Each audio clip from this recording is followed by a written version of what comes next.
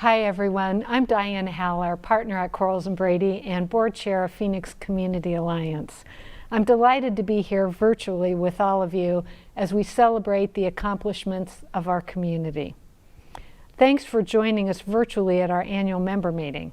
We're excited to share with you some of the incredible work we've accomplished this year, all thanks to our members, committees, board, and staff.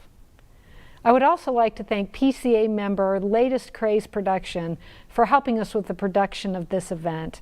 Their team is wonderful, and if ever you need event production assistance, we encourage you to reach out to them.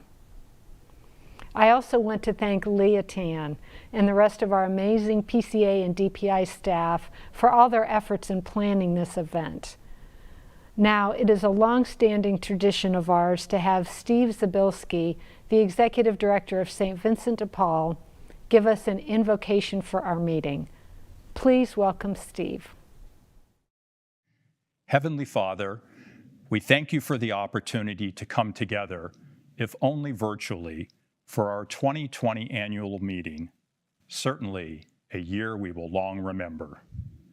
We ask you to bless all the members of the Phoenix Community Alliance.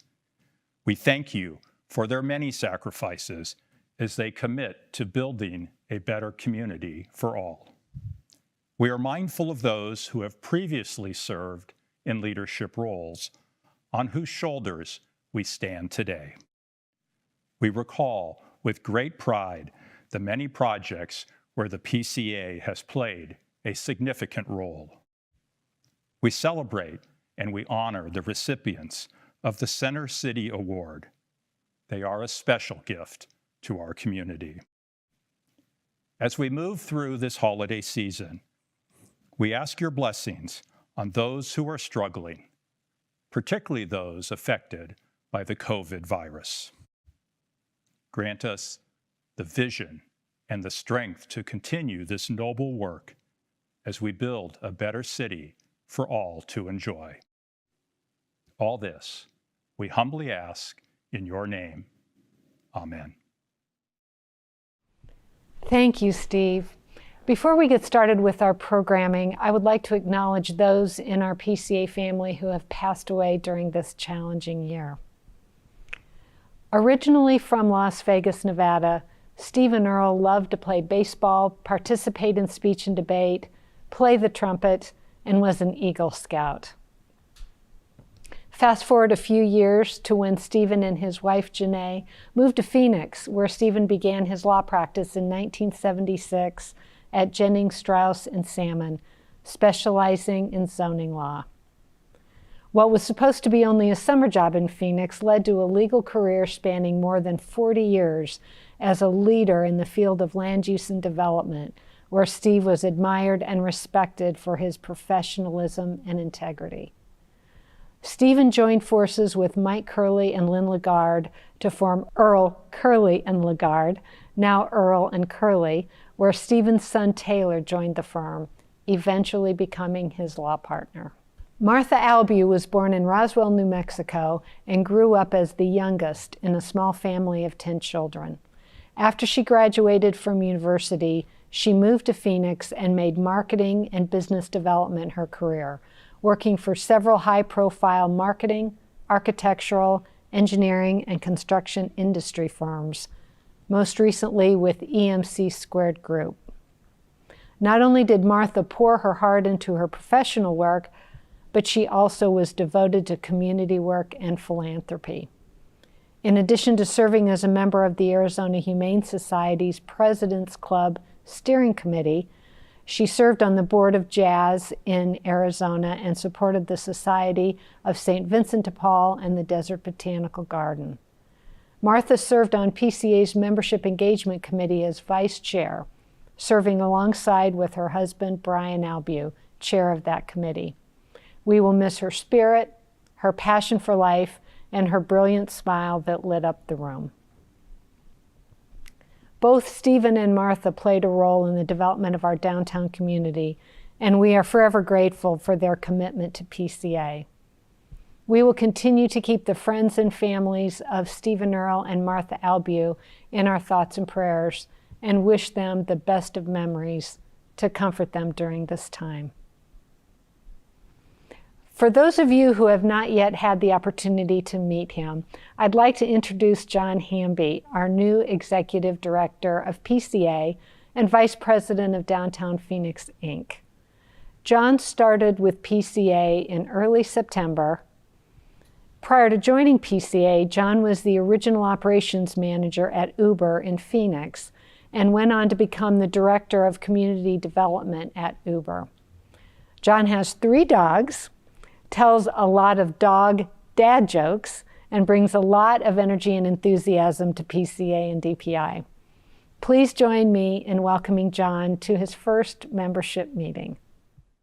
Well, thank you so much, Diane. I appreciate it. And I am not mad about my dog dad jokes. They are amazing. Of course, only I think so, which is what makes them that. I'm very excited to be here. And, I've been tasked with giving a PCA 2020 year in review. And I couldn't be more excited.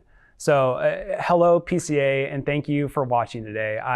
I truly wish I could be addressing you in person to give you all the good news, but it's been a strange year, and we're doing what we can while keeping you all safe. The funny thing is, I've only met just a couple of you in person and just saw our PCA staff all together for the first time in the same place just last week. I would love to say that we all hugged and jumped up and down with excitement, but we didn't. We awkwardly stood far away from each other with masks on and waved while talking about all the cool initiatives we have going on despite having the odds stacked against us this year. Coming into a role during a global pandemic is something I could have never dreamed up. It's very different, and it definitely has its ups and downs. Downs are, of course, that I don't get to see your faces or hear your voices or feed off your live energy. And the ups are that I don't get to see your faces or hear your voices or, no. I'm just kidding. The truth is, I can't wait to meet all of you, and we will see each other soon. But we have a lot to celebrate and be very thankful for in the meantime as we close out 2020 and look to 2021. I came to PCA in September, which means I've only been here 3 months, and it's a well-oiled machine with passionate professionals that I am lucky to have guiding the organization. I have to thank our CEO of Downtown Phoenix, Inc. and interim PCA Executive Director just before me, Devney Preuss, for bringing me in and handing me off a beautiful organization. Board Chair Diane Haller, the officers and executive committee, our board of directors, our committee chairs, our full DPI and DPP staff, and all of you, our members, thank you. You have created something very special, and I'm honored to be a part of it. There are 2 names that absolutely have to be recognized, not just for their hard work, but pure dedication to PCA in downtown. Cindy Gahn and Leah Tan. You've seen their names, you've observed them on calls, but probably didn't know how much effort they put into work on an everyday basis. I've had a front row seat to it for the last 3 months, and it's special. Cindy and Leah, thank you. And just how special is PCA, you might ask? Well, when a global pandemic hit and businesses and organizations across the city, state, and country shut down, PCA became even more engaged. This year, PCA hosted 83 committee meetings, and if you add in the subcommittee meetings, topped over 100. Now, meetings are nothing without engagement, though. You, as members, make the meetings by bringing your voices to the table and participating as much as you can to further the initiatives that are set forth at the beginning of the year. This year, we had over 1,600 meeting attendees. 1,600. That's up 26% from last year. If that doesn't show we have a passionate membership, willing to step in and fight for our community and initiatives when most needed, then I don't know what does. The team could have gone silent this year, but instead ramped up communications to keep the community in the loop, led by Leah Tan. We went from monthly communications to bi-weekly member minute and advocacy alerts. We want you to know what we are advocating for And we want you to be able to share your events and major happenings through our Member Minute. Communication is absolutely key. Our membership, well, that grew as well, led by Cindy Gunn. With new companies, developers, and organizations coming into Greater Downtown, we rely on and appreciate your connections and intros. We can't do it without you. We gained over 40 new members in 2020 during a lockdown, during a crisis, during a tough year for many people. We are ending the year with 286 members in total, which is PCA's highest membership number of all time. And if you know me, you know I have my eye on 300 plus for next year, so let's go. We want to cultivate an environment at PCA where we become the first stop for a downtown newcomer, a place where you can get immediately involved, a place where we can connect you to people, events, and initiatives that will help you thrive professionally or help your business or organization gain support and grow. A place where alliance means something, and you know we always got your back. Now, without stealing the thunder of our committee chairs that you'll hear from in just a little bit, I did want to share a couple things. First, our Public Affairs Committee supported, advocated, and or signed on to 30 bills, statements, and letters of support this year. Our Arts and Culture and Public Life tackled the arts and culture budget process at the city and advocated for COVID relief funding. Central City Planning and Development started the conversation on controlling the narrative around dense urban areas post-pandemic. Our McDowell Road revitalization set their momentum aside to reach out and help the businesses on McDowell Road, a true business recovery effort. The Education Committee worked alongside our education members as they navigated their new normal. Our Membership Engagement Committee took less of a focus on new members and reached out to existing members to see how they were doing through the pandemic. Our multimodal connectivity furthered the conversation on how we can utilize transportation to create a more diverse and equitable downtown.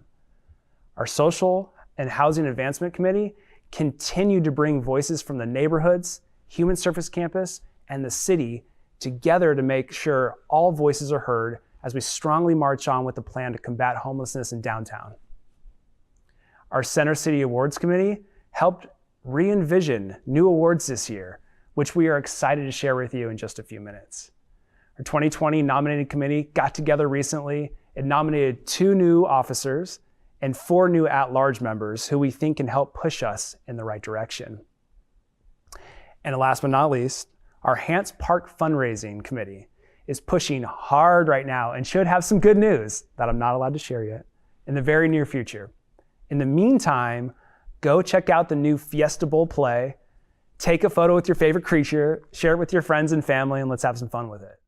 Now, with all that shared, I want to issue a huge thank you to our committee chairs and a huge thank you to Cindy and Leah for all the work and all the efforts for this year. Now, I know you're anxious to hear from the others on this video, so I'm going to stop my babbling and let the show continue with a huge thank you to all of you for making PCA a special place. We look forward to hearing from you, working with you, and hopefully seeing you soon. Now, this next section is a little bit fun. It's what we call our Committee Rapid Fire Overview. And shortly, you're going to hear from each of our committee chairs and just a smidge of what they're up to and have been up to in 2020. Hello, my name is Katrina Kaler. I am the president and CEO of ArtLink Inc., and I am the proud chair of PCA's Arts, Culture, and Public Life Committee. What do you think of when you hear arts and culture? Now think about what you think about when you hear arts and culture and public life. That's why I love this committee. It's the intersection of all things arts, culture, and the life that it brings to our downtown and the city as a whole. This past year has been amazingly busy for this Arts and Culture and Public Life Committee and community at large. Arts and culture has been in a moment for some time now. As we grow as a city, the value of this community is being more readily recognized. In this past year, it's been under some intense pressures, as we all have. But don't not bet on the arts and culture community.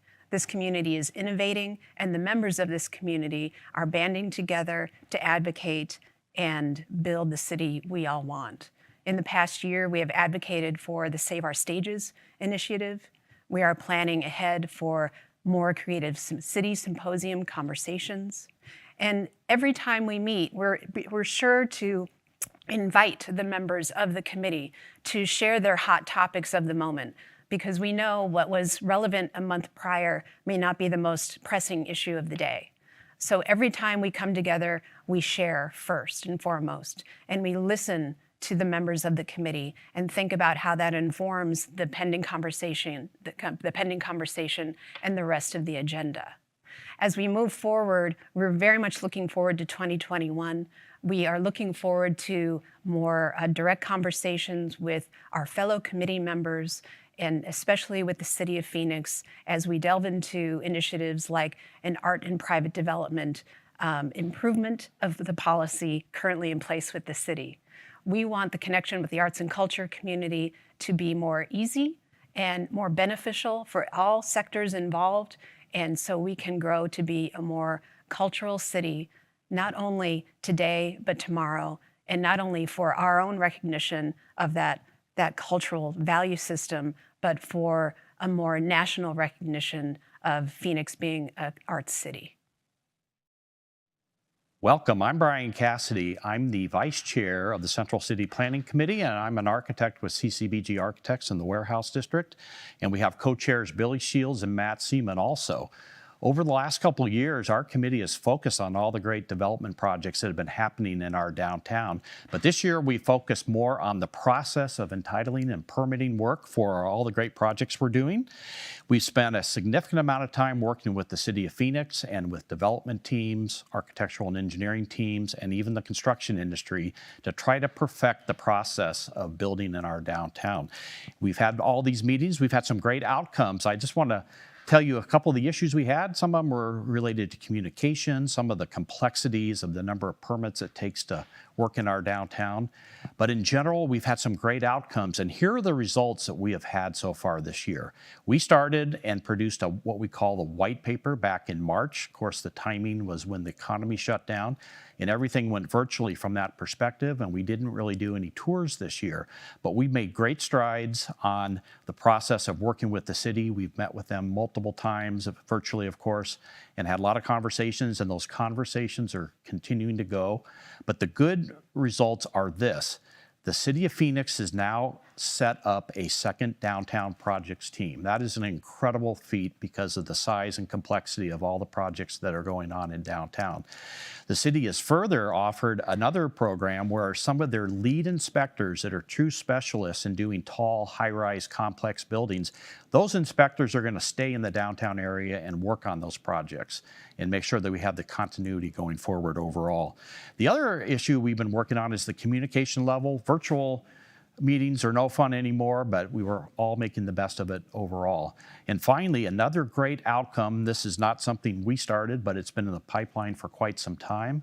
The City of Phoenix is putting into place next year, early in the year, a new portal for all the projects to be submitted online, electronic plans and so forth. And it's a huge step forward for the consistency in the process of all the projects that are going on in our downtown. So I would love to thank everybody on this committee, everybody at the City of Phoenix, and we've had great participation from all the members, planning department, economic development, senior personnel within the city. It's all been beneficial. These conversations are going to continue for the near future, and we encourage all of you to get involved. Come to these meetings. We know they're virtual, but you will enjoy the content. And when things get better, we'll start touring all those great projects. The great news is the Phoenix real estate market in the urban core might be the best in the United States. There is no end in sight to the construction we're seeing. There's lots of buildings, there's a lot of utility work, and of course we have 2 light rail segments being expanded. Great time to be in Phoenix. I look forward to next year. I hope you do too. Thanks.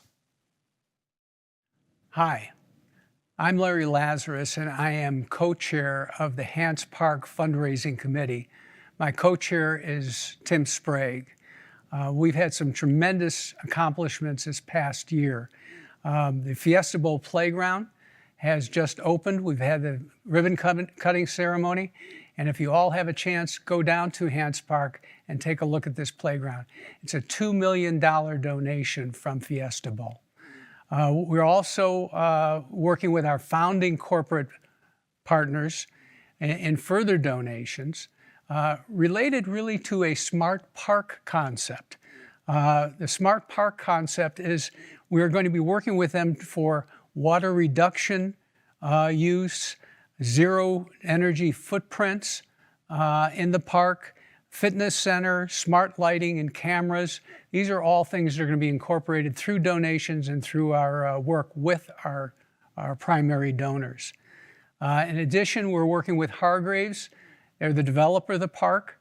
They are working with us in order to work on some of the details, as well as the Firehouse restaurant and the cafe.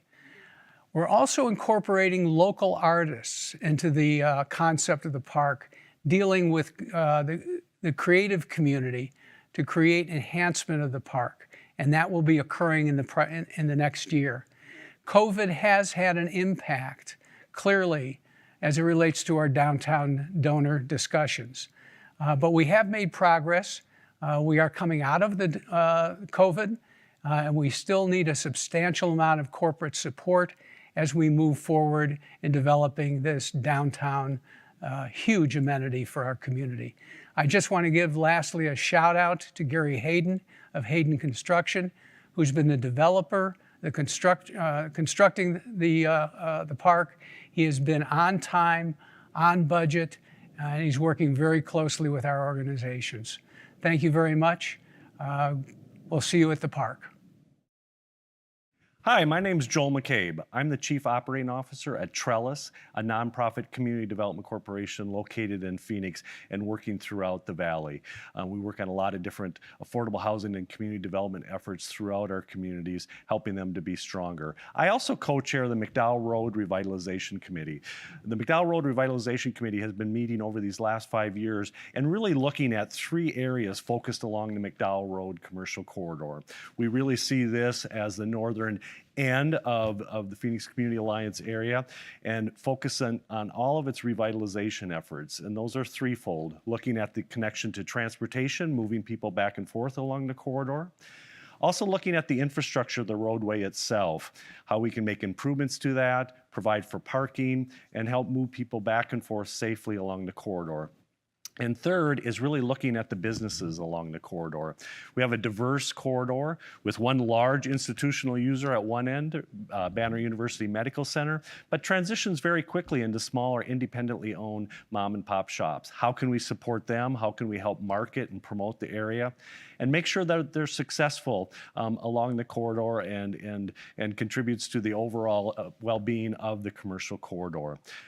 This year, we started off the year taking a look at how we could support and develop a overlay for the area and help support the businesses and help the revitalization of the corridor.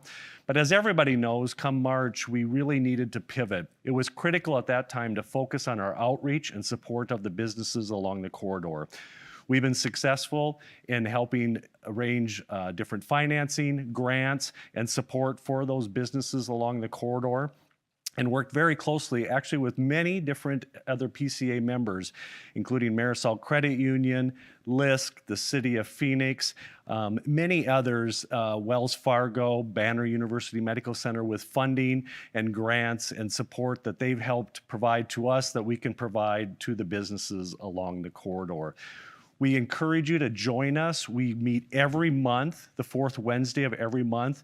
Our action plan for this year will be refocusing on the development and facilitation of discussions on an overlay for the corridor.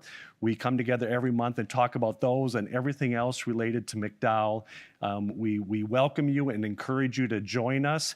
We have an active group, about 30, 40 people that come together every month and work on these projects. So we welcome you and hope to see you there.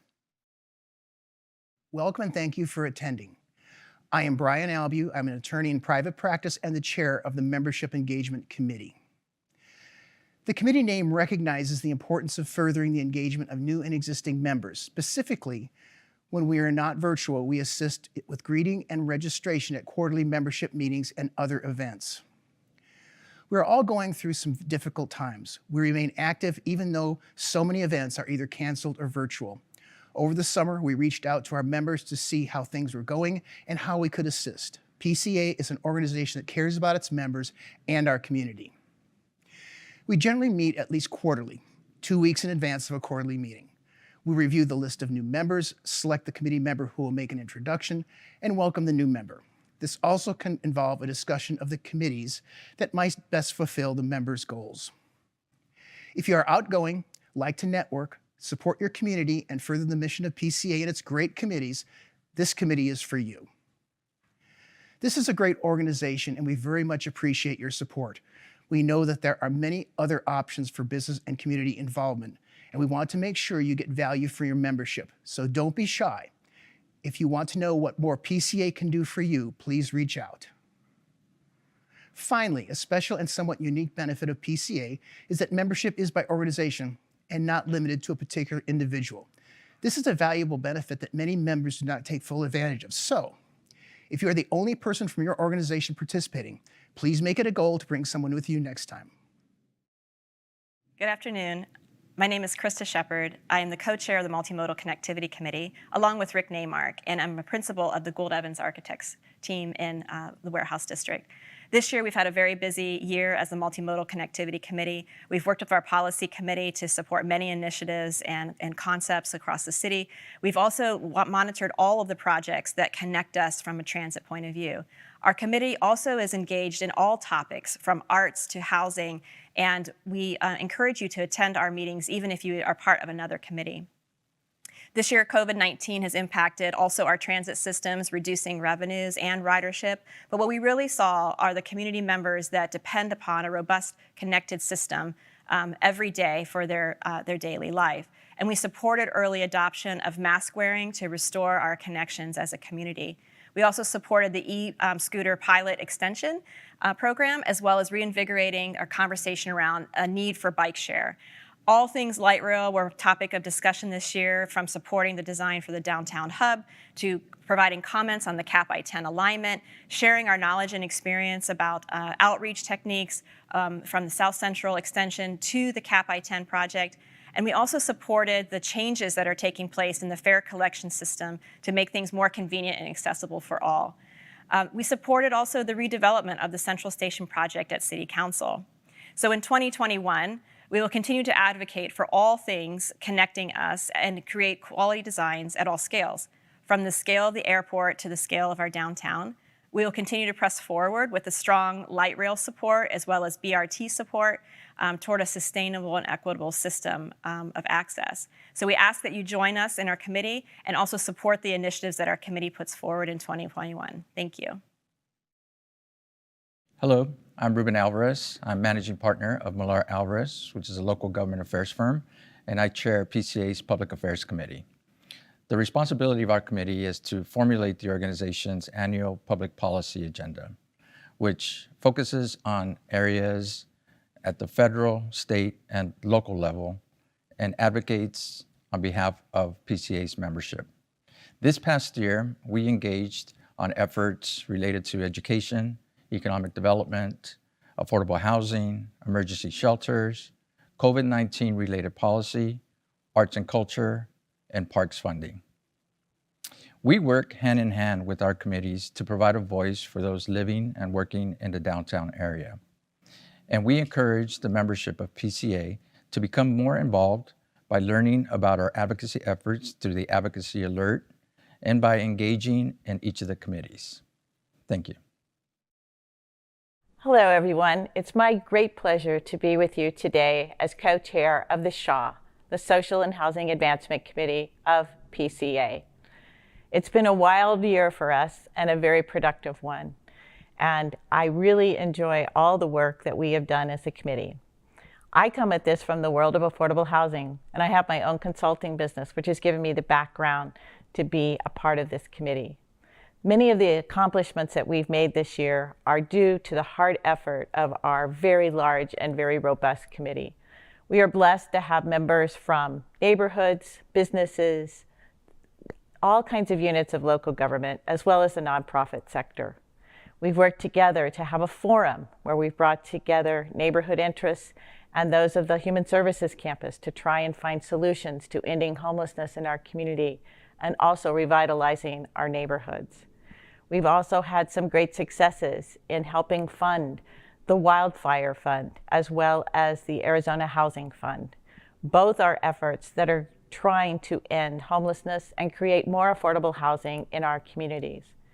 We are really, really blessed to have so many good and hardworking people as a part of our efforts. As we go forward and we look to next year, we know that we have a looming crisis in evictions in our community.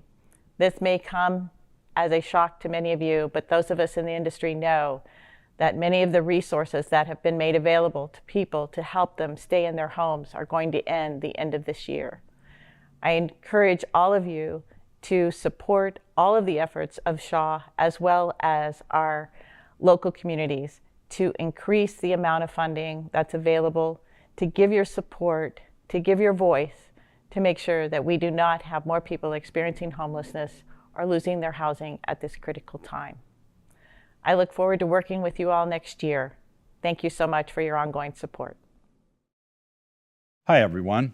I'm Greg Falls. I'm a trial attorney at the Sherman Howard Law Firm, and my contribution to the Phoenix Community Alliance is as vice chair, or I like to say substitute chair, of PCA's Education Committee.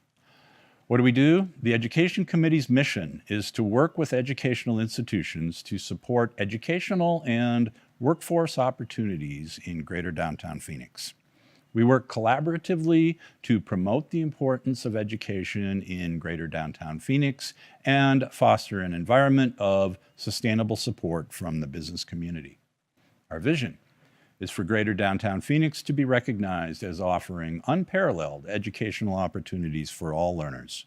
Education is a vital component of successful economic development and is essential for a thriving urban core. What have we done this year? Here are some of our accomplishments.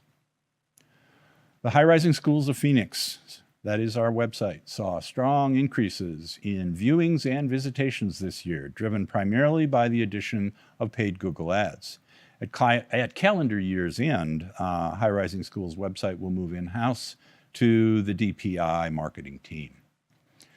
PCA was able to quickly pivot to assist downtown schools in their early search for computers and home internet connection as students were sent home last March. Many of them did not have computers, many others did not have home internet connections.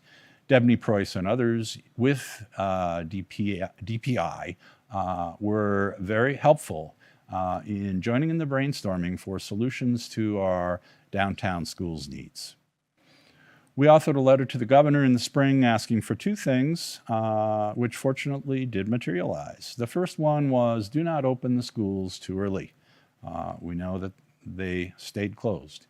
The other one is do not reverse the last several years of hard-fought education funding to balance the budget. Fortunately, state revenues have been much higher than early projections, so the budget's concerns did not materialize as they may have. Finally, we've spent our monthly meetings doing something different, listening to the needs of our educators and working to support them in any way possible. For example, we drafted a letter asking for the county and state to release the remaining federal COVID dollars. Fortunately, that money has been released. One of the focal points of our December meeting, remember when we used to do these live, has been the showcasing of some of the outstanding student talent that we have right here in our urban schools. Today, students and educators are often recognized for their accomplishments, leadership, and innovations. And we welcome the Arizona School for the Arts Chamber Singers as they perform a wonderful socially distant piece for you.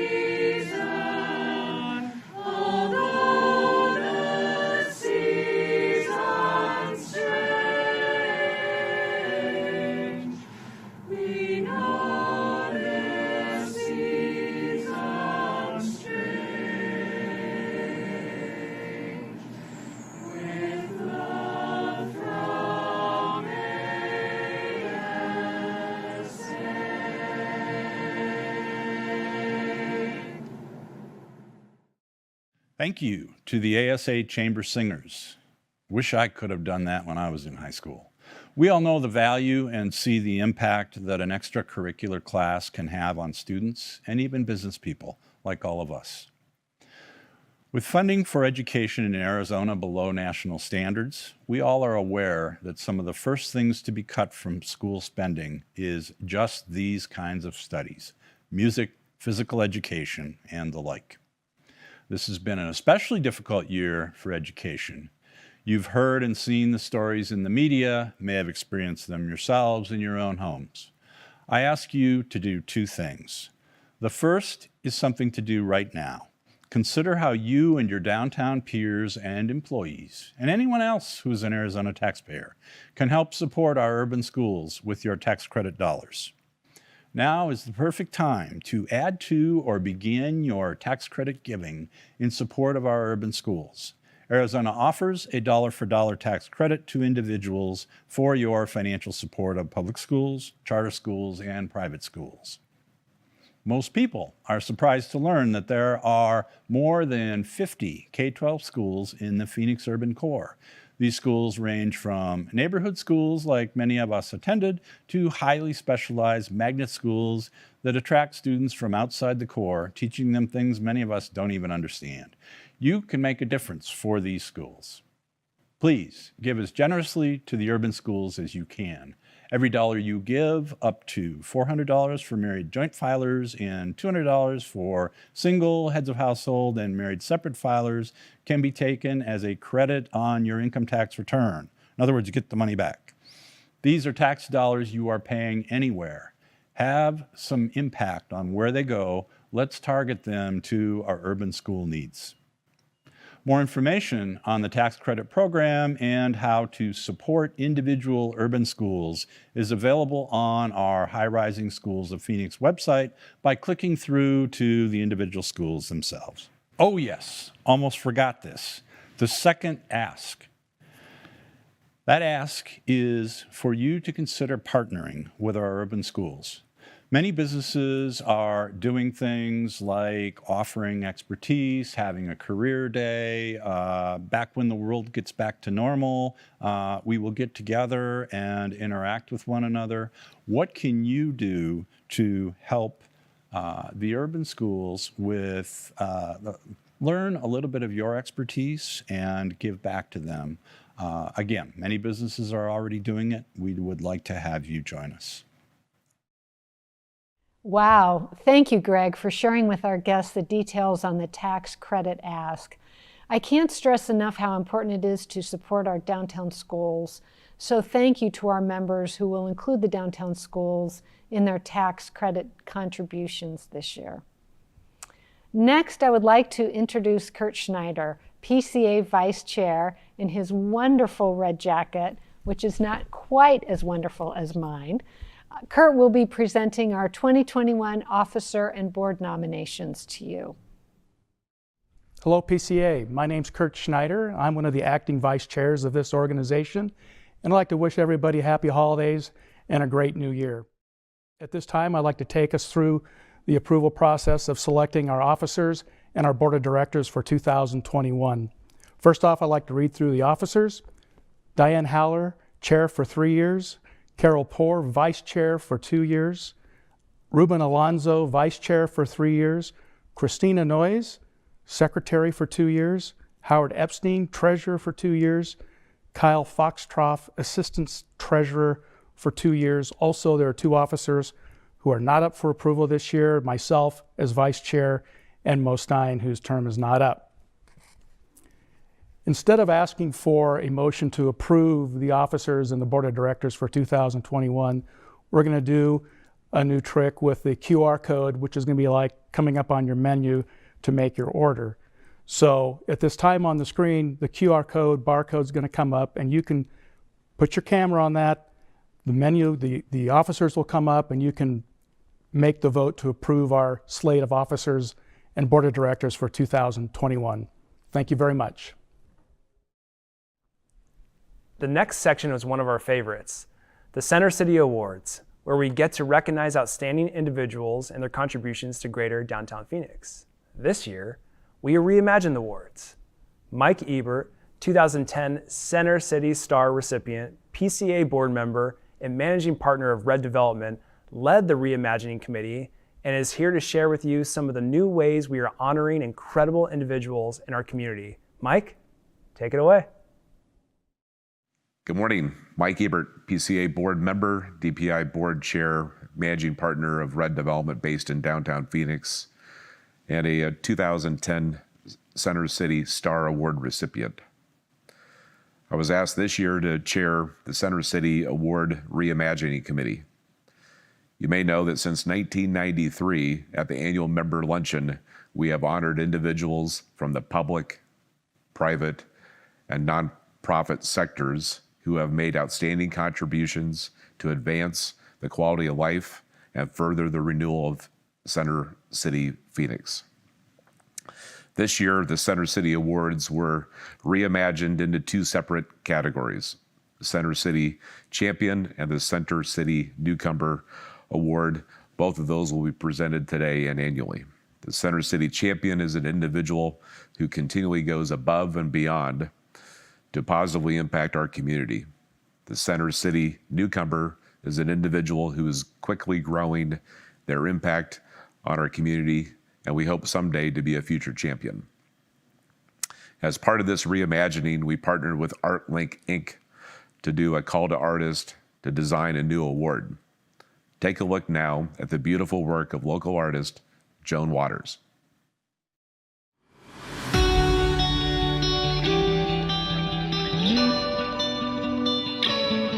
I'm Joan Waters, and I'm an artist. I do welding. This is my studio. I am originally a painter, and painting and drawing, printmaking, and got into welding around 2002.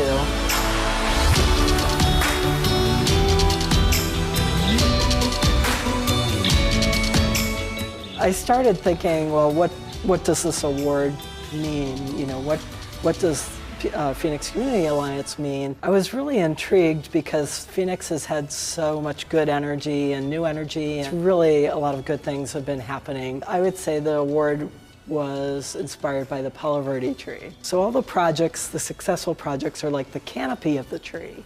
But really for somebody who's going to go into this organization and work, you become the roots. You're setting aside time and effort to work towards the betterment of the whole community.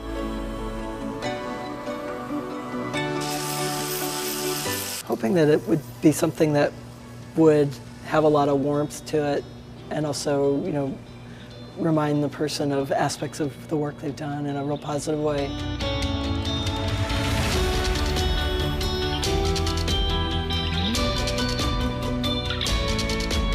We just think it's really wonderful that they wanted to work with an artist to inspire this particular award program. It demonstrates the leadership of Phoenix Community Alliance that goes back to the inception of the organization. I think art is one of the things that reminds us that we're all creative and all part of this creative, energetic process.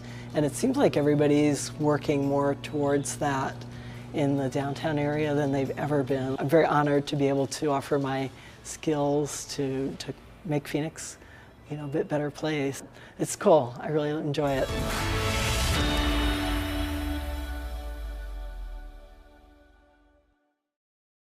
I can't think of a better, more symbolic, beautiful piece of art for this award. My favorite part is that it honors both the current and past recipients. Dom, congratulations on receiving the first ever Newcomer Award. Thank you so much, Mike. And thank you all for watching. Here we are sitting with Dominic Papa, our first ever Center City Newcomer Award. Dominic, how are all the things? I mean, it's exciting. I'm excited to be here. It's an honor to receive this. I mean, look at this incredible piece of art. It's just a true honor to be receiving this award today. So thank you. Absolutely. For a second, I thought he was talking about me with that piece of art, but let's jump into it a little bit, Dominic. Okay, so I have a little list here to read. Dominic, you went to ASU. You were a professional soccer player for the San Antonio Scorpions. You've worked in tech. You worked for the city of Phoenix. You co-founded the Institute for Digital Progress. We'll get there in a minute. You landed an amazing role as VP of Smart State Initiatives for the Arizona Commerce Authority. You somehow managed to fit in law school at ASU's Sandra Day O'Connor College of Law and semi-recently graduated. Yep. Congrats on that. Thank you. And let's not forget my very favorite thing about you. You have been a PCA board member, board of directors for 2 years and have immensely helped the innovation and fundraising for Hance Park. Now, we considered not giving you this award and giving you a Superman cape instead, but you absolutely deserve this. It's an honor to be sitting on the stage with you, and we are going to give this award to you. So let me ask you a couple of questions here. Shoot. So we know all these amazing things that you've been doing over the last years. Tell us, who are you, and how'd you get here? How'd you get to Arizona? Who is Dominic Papa? Oh, wow. It's been quite the journey. And just first of all, again, I just want to thank you, John, Devney, Ruben, and really all the PCA for this tremendous honor. I'm excited to be here. And this is going to be a lot of fun. Who am I? Where was my journey? It's been quite the journey, as you could see.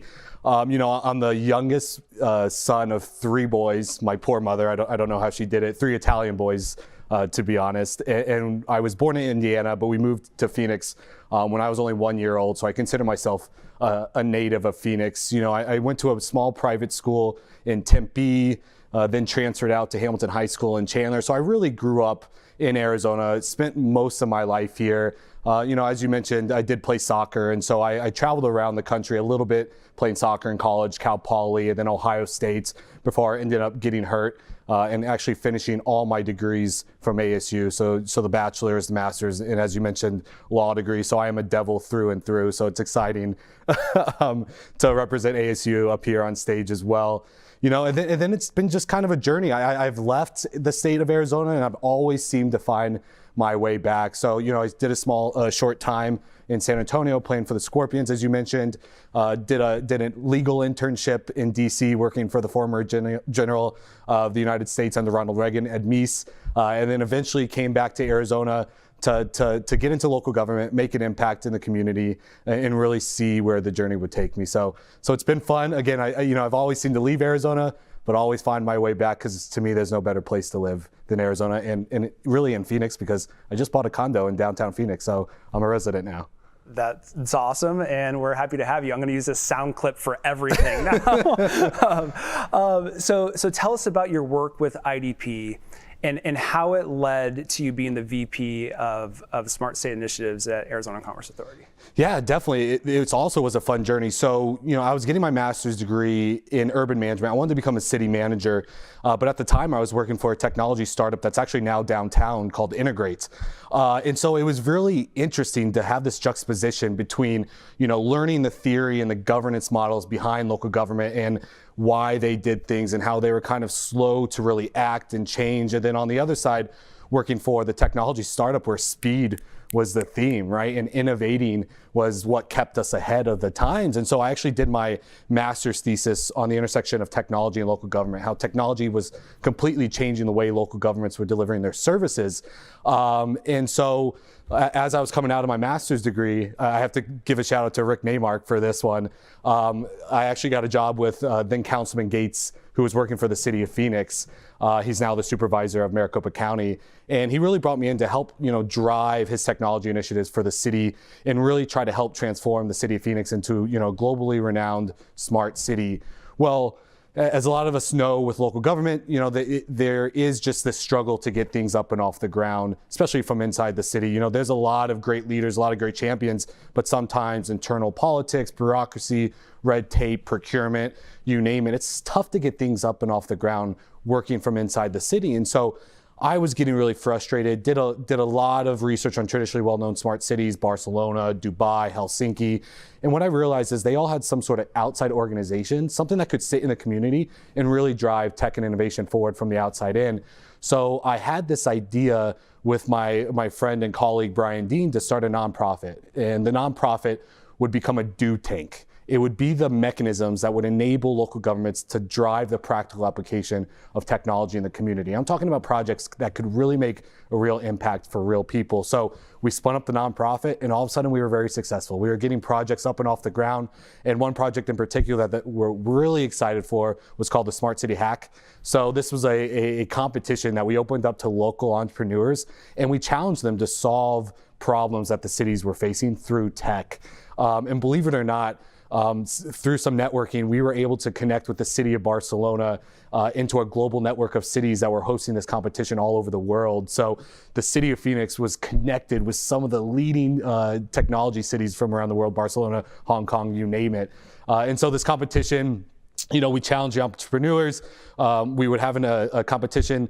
We would select one to win. That entrepreneur, that startup would then travel to Barcelona where they would compete against these cities from around the world. So it really got the momentum building here in Greater Phoenix and really started the smart city journey for all the cities in the region.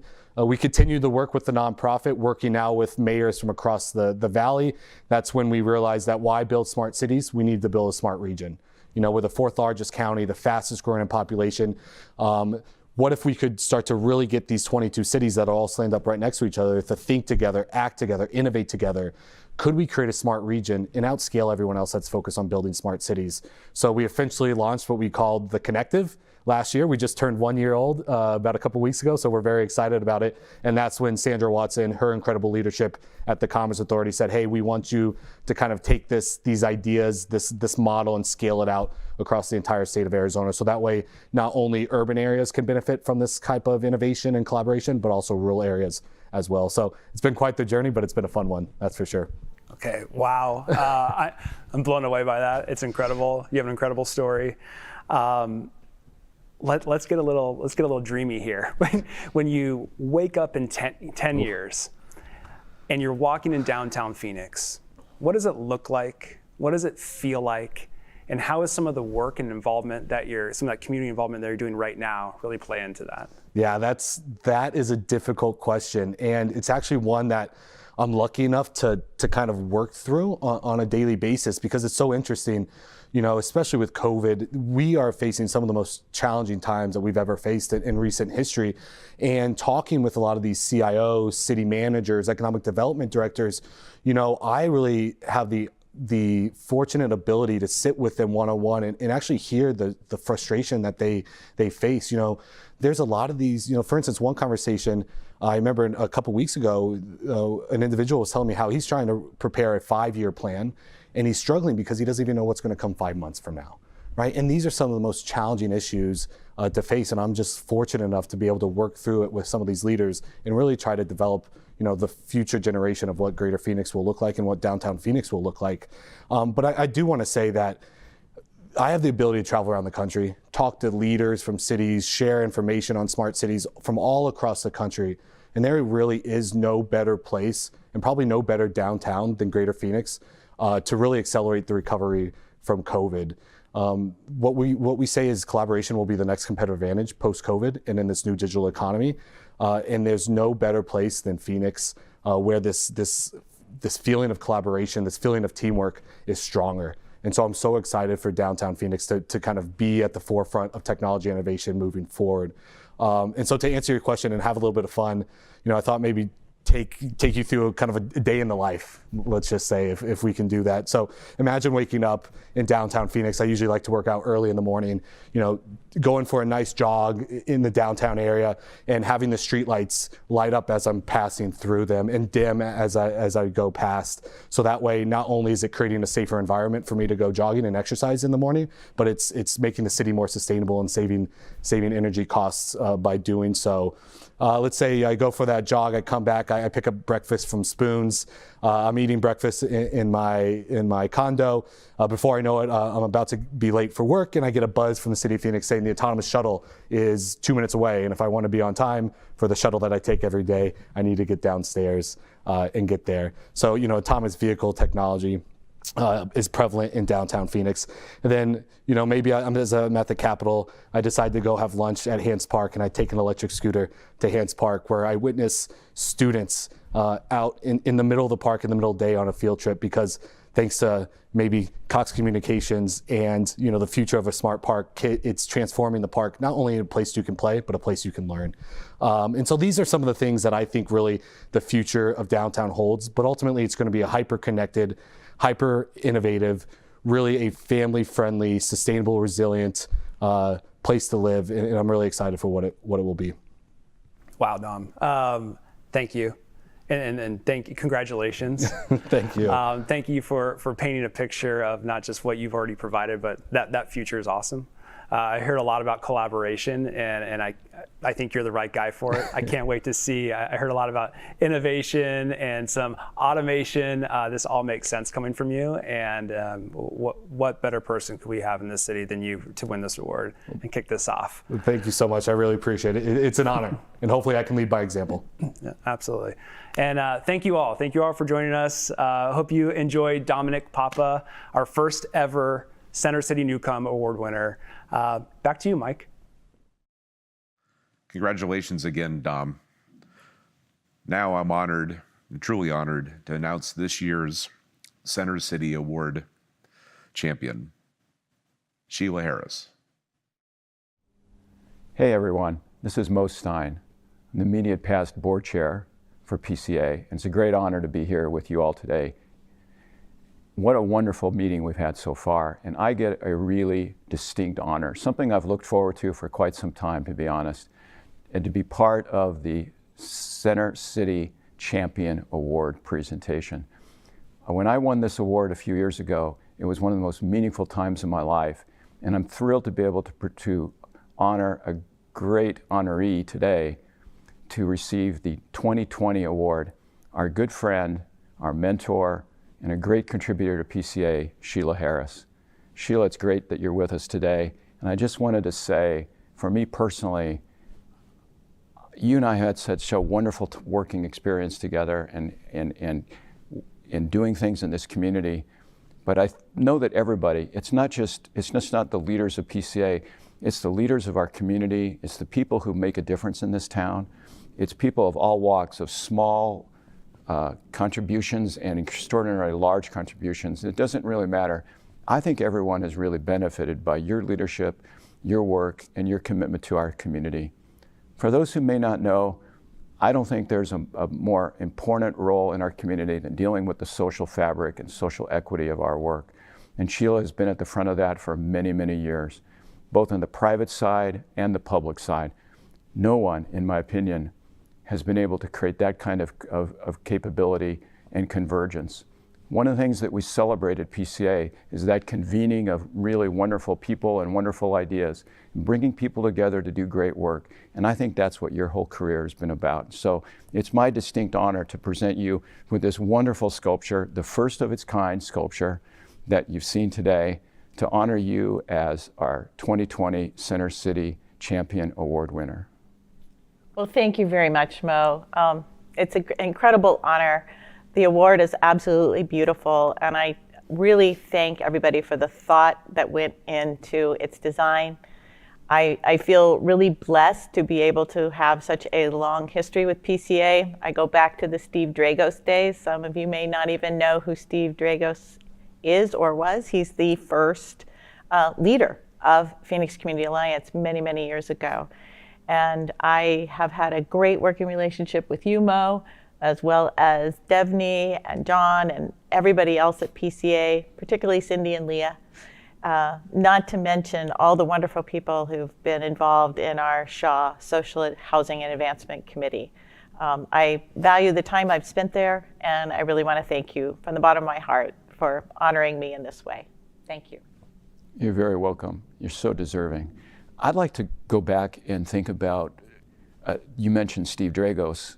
What a great memory that was. I remember the first meeting he came to PCA downtown and led the meeting that led to actually to the formation of PCA at that time. But the earliest days in PCA, those were early, formative years. Downtown and the business core was wildly different than it is today. And you were doing some really important work. And I remember that when you first came to town as the director for a Corporation for Supportive Housing, and then your work with Phoenix Revitalization Corporation. Tell us a little bit about those times and what we learned then that is still really important to us now, and the impact that we were able to make early on through some of those things. Both of those nonprofit organizations focused on revitalization and improving the conditions in our community. And PCA was there at the very beginning, being board members on both of those efforts. Not to mention the fact that I sort of co-opted some office space for a few months while I started both of those nonprofits. Thank you very much. But it really was the beginning of bringing together and bringing forward issues of social equity and getting the business community to better understand and relate and be a part of the solutions. So when we talk today about bringing our business community to a point of filling in those blanks, filling in the opportunities that nobody else was going to do, that was really an early tenet of the work that we did at PCA and that you were doing with creating, I remember, Steel Commons, one of the first projects where we borrowed $150,000 from you all and repaid it back. And that project's still alive and expanding as we speak. Absolutely. Horace Steel Commons on Grand Avenue is one of the great success stories of not only PCA, but the city of Phoenix, the state of Arizona, and a whole host of other supporting philanthropy to make that a reality. And to this day, it opened, I believe, in around 1997. There are still somewhere between 2 to 5 people that moved in to Horace Steel Commons then that still live there now. And that is the true definition of success for me, is that no one knows that it's any different than any other apartment complex. And it's full of people who have experienced homelessness, some of whom have mental illness challenges, and they all live and coexist and have for many, many years. In your career, you've been part of the public side of this work and the private side of this work. And I wonder if there are things that you've learned in those experiences as like the state housing director and the work that we've done, for instance, like on the Arizona Housing Fund, if I remember that time. What have you learned that you found valuable that was able to make a difference in kind of the crossing of the lines of those groups? I think going back to a saying that my great-grandmother taught me is you have to meet people where they are. And as a little kid, I thought, well, where else would you meet them? You know, you would. But now I understand what she truly meant, was we all come to our world from very different places.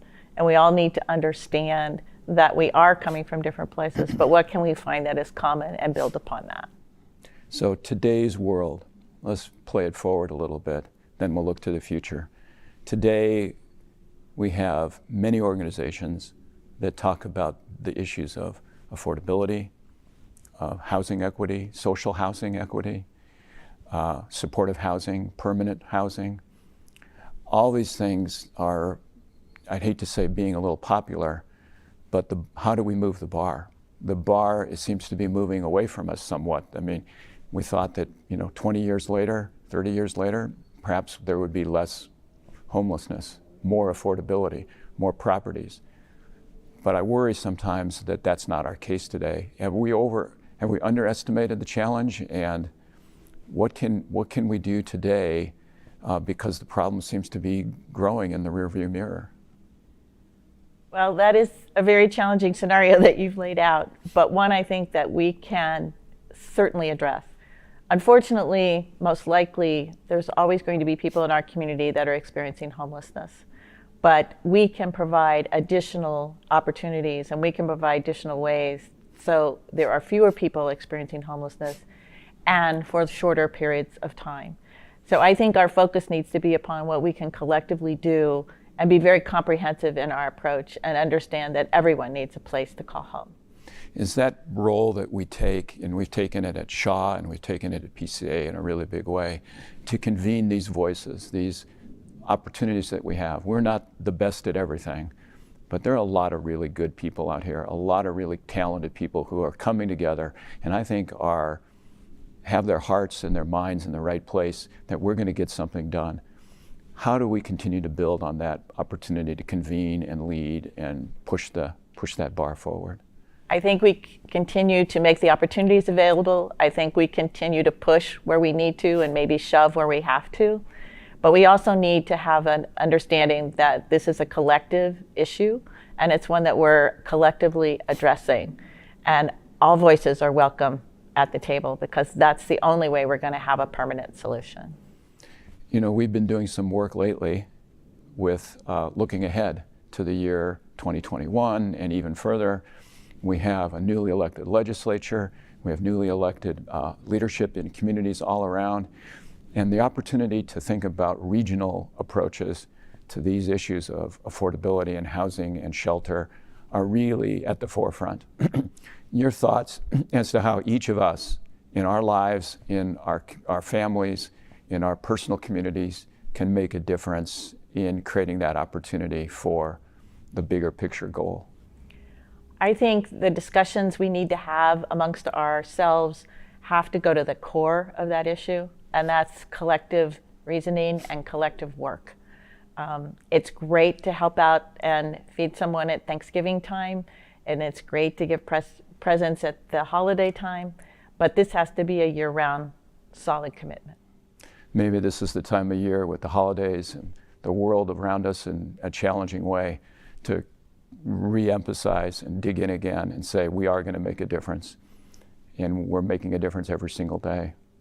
And Sheila, you're the one making a difference for so many people. In my life, it's been so important, and I can't thank you enough. And I can't thank all of you for giving me the opportunity to present this award with Sheila, to do the work that we're doing, and to be part of an organization that I think is so vital to the future of Phoenix and our core and all of us who call Phoenix home. So thank you so much for that. Diane, I'm going to throw it back to you for final opportunities and thank yous. Thank you, Mo, and thanks to all of our members, staff, city officials, and guests for joining us for our annual member meeting today. Happy holidays, everyone, and we will see you next year.